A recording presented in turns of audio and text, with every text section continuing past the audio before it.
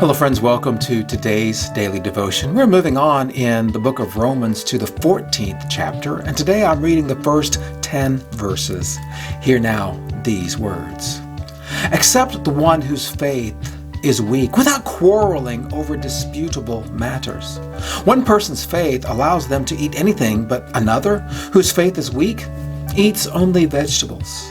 The one who eats everything must not treat with contempt the one who does not, and the one who does not eat everything must not judge the one who does, for God has accepted them.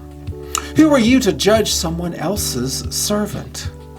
To their own master servants stand or fall, and they will stand, for the Lord is able to make them stand. One person considers one day more sacred than another. Another considers every day alike. Each of them should be fully convinced in their own mind. Whoever regards one day as special does so to the Lord. Whoever eats meat does so to the Lord, for they give thanks to God. And whoever abstains does so to the Lord and gives thanks to God. For none of us lives for ourselves alone, and none of us dies for ourselves alone. If we live, we live for the Lord. If we die for the Lord. So whether we live or die, we belong to the Lord. For this very reason, Christ died and returned to life so that he might be the Lord of both the living and the dead. You then, why do you judge your brother or sister, or why do you treat them with contempt? For we will all stand before God's judgment seat. Here, the Apostle Paul is giving a rather complicated argument for something that, for us in the 21st century, we might be going, what are you talking about here? So let me take a little bit of a detour into what this argument is about before coming back to how it applies to us. You see, in Paul's time, there was this big controversy about whether people should be eating meat if that meat were sacrificed in a temple dedicated to one of the Greco-Roman gods.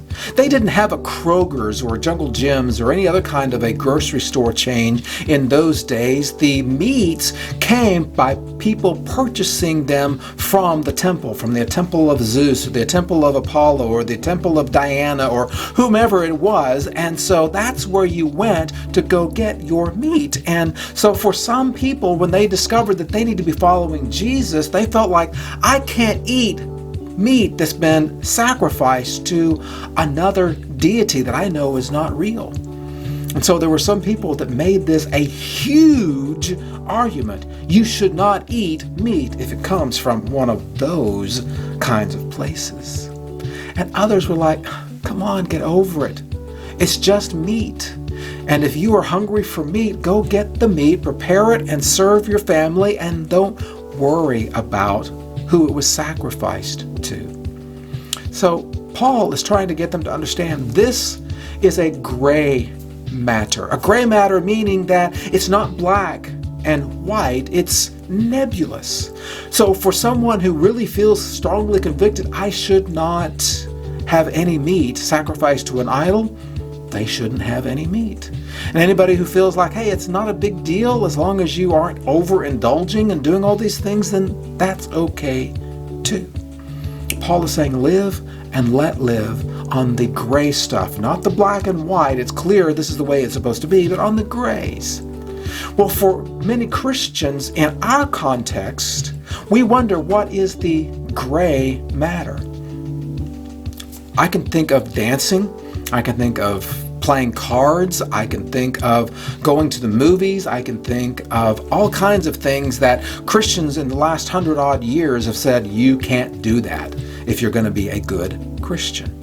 And others have said, hey, it's not that big of a deal. We can play cards. We can do games. We can have some fun.